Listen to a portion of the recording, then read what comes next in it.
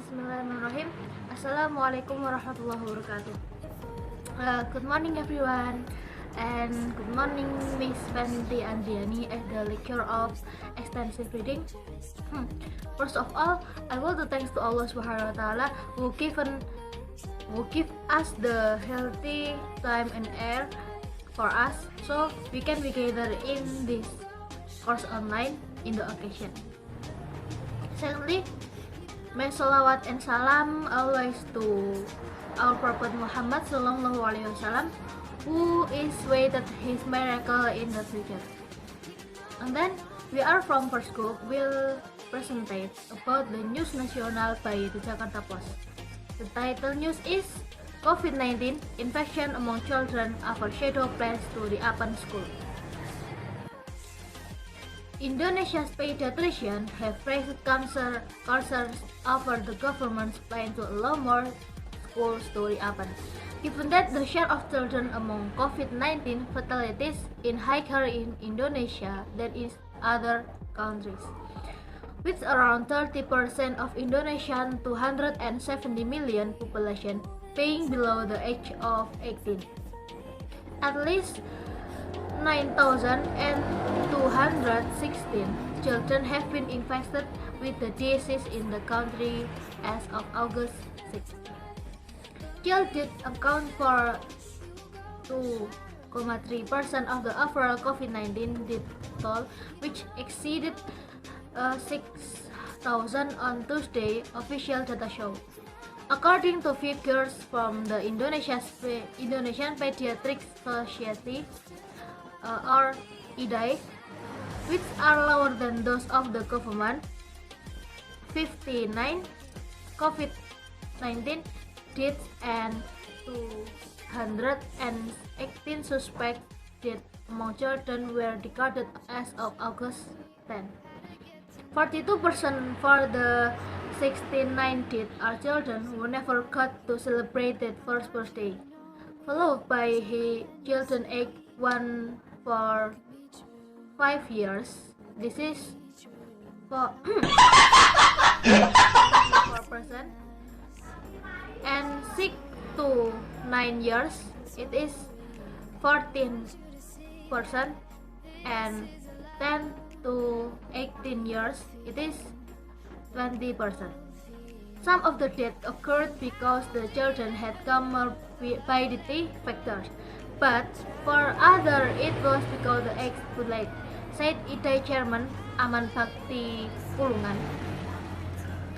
Even with comorbidity factor, the children have died, he said during a person conference held on Monday in protest of plans to reopen school. In a separate statement issued on Monday, the IDAI noted that Indonesia was among the countries with the highest COVID-19 case fatality rate, or CFR, among people aged 18 years and younger in the Asia-Pacific region. The CVR among children in the country stood at 1.1%, the group said, citing data from the National COVID-19 Task Force as of August 16. This was much higher than rates in China, Italy, and the United States. It means Indonesia is still high in rate of person infection by coronavirus. Okay,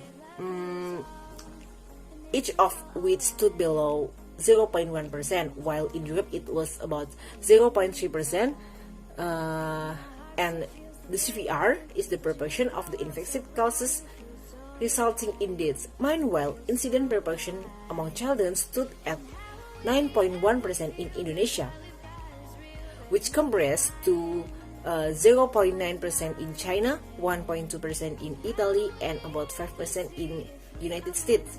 Okay, incident proportion is the likelihood of children being infected with coronavirus or COVID-19. The figures cities were collected by the IDEA from the number of publications, some of which used data prior to August. One of the reasons why more or many children in Indonesia infected by coronavirus causes there are many children in Indonesia die about coronavirus is about malnutrition. the prevalence of stunting, malnutrition, and pneumonia is still high in Indonesia, and that causes many children in Indonesia was die because the coronavirus. Okay, and then when the pandemic hit, the burden instantly threatened.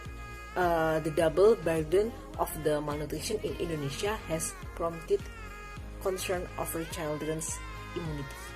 Basic Healthy Survey discusses data from 2018 show that 30.8% of children below 5 years of age were stunted, while 2013 data show that the prevalence of obesity among 5 until 12 years old was 18.8%.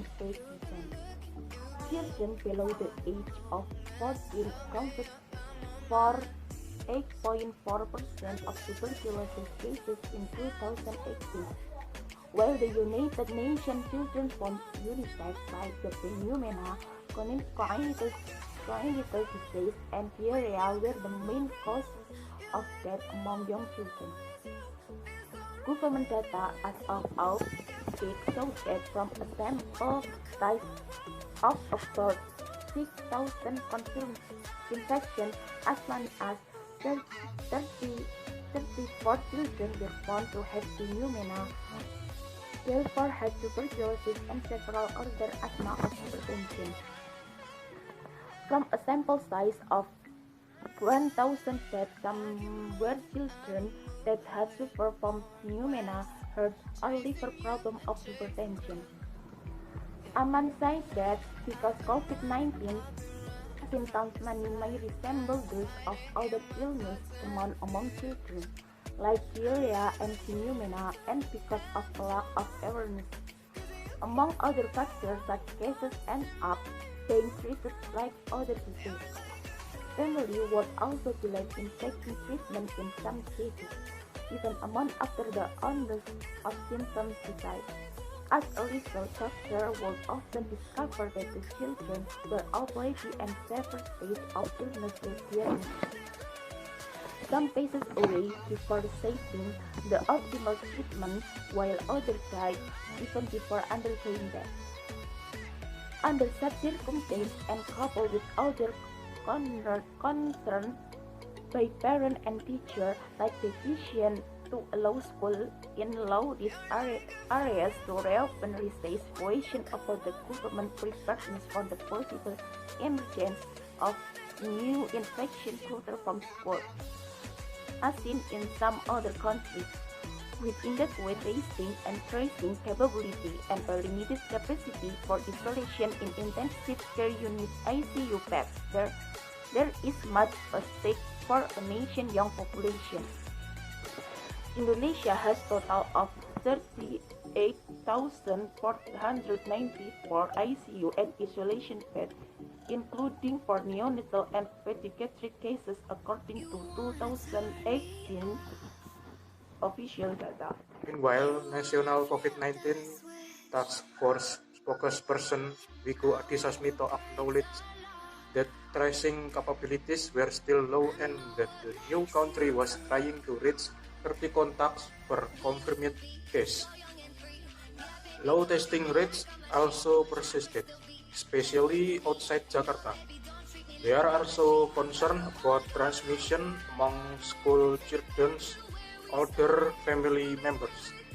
Riskedas data from 2019 show that 40% of people aged 60 years and older in Indonesia live in 3-generation households, meaning they live with their children and grandchildren. Even as the decision to reopen schools would be left up to local administration and by extension to schools and parents. A lack of data transparency will not help lead to informed decision, said Elina Ciptadi, co-founder of crowdsourced database Kawal COVID-19. It's not fair to shift the responsibility for reopening schools to parents when the decision itself is not based on data and they don't know the risks they face, she said. improve testing and tracing, and disclose the data to all the parents and teachers before they decide on whether to reopen school or not, she demanded. Much of the dilemma about reopening school has been prompted by severe digital divide among regions, which prevent effective distance learning in many cases. A recent study showed that the majority of people still find online learning too costly. The Education and Culture Ministry's Head of Research and Development, Agung Subiantoro, admitted that Indonesia was not at all prepared for distance learning, with teachers resorting to task-based learning instead of delving into more ideal teaching and learning processes. However, a simplified curriculum that includes only essential competencies was expected to help teachers deal with the limitation of time and interaction during distance learning, he said. Teachers are also allowed to map out their own curricula using the simplified curriculum as inspiration.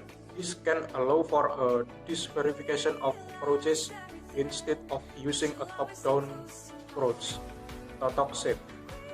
Okay, I'm agree with what is that presented by our group, that the situation is not suitable to reopening school. We can learn through online, but this also has various obstacles, such as the absence of gadgets, signals, or quotas. In our opinion, this news is very clear because with the news, the government can be careful in making decisions about reopening school in Indonesia in current COVID-19 situation.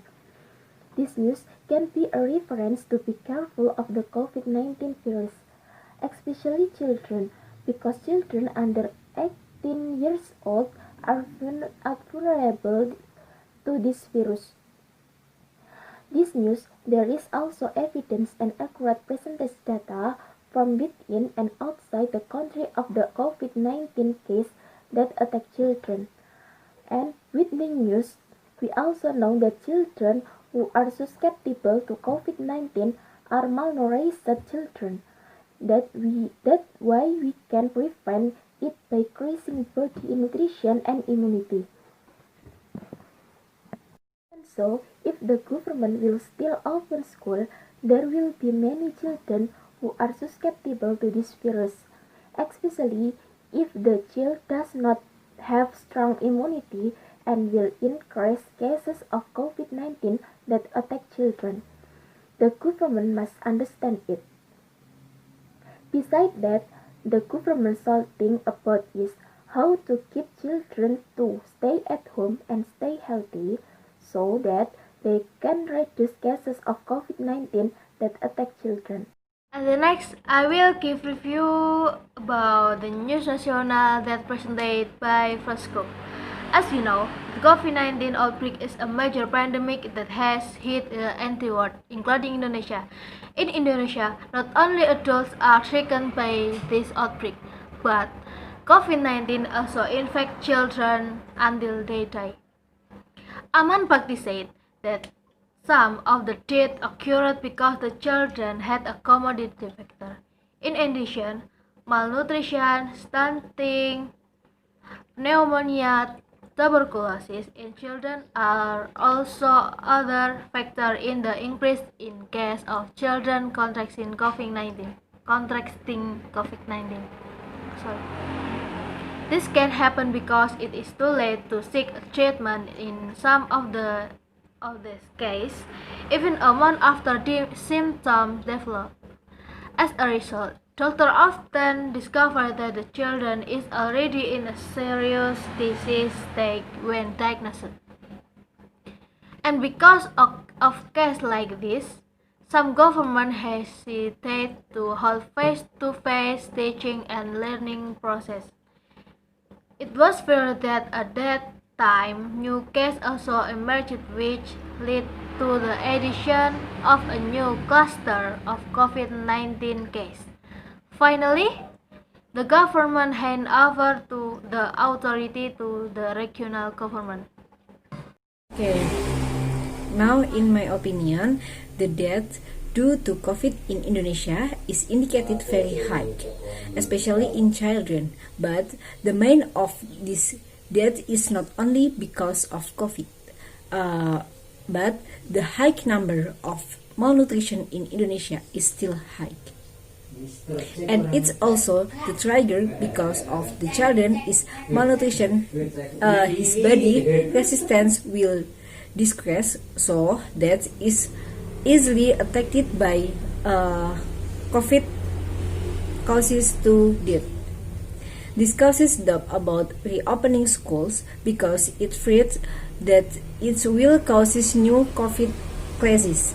But on the other hand, the government also admit that Indonesia is not already run long-distance school because it's triggered by several obstacles such as media and inadequate internet network connection. I think the problem is seriously enough that the right steps need to be taken.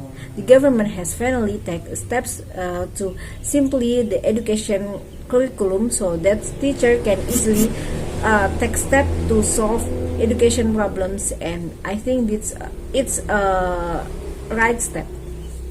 Maybe until here our presentation from the first group. If we have wrong, pardon us please. Wassalamualaikum warahmatullahi wabarakatuh.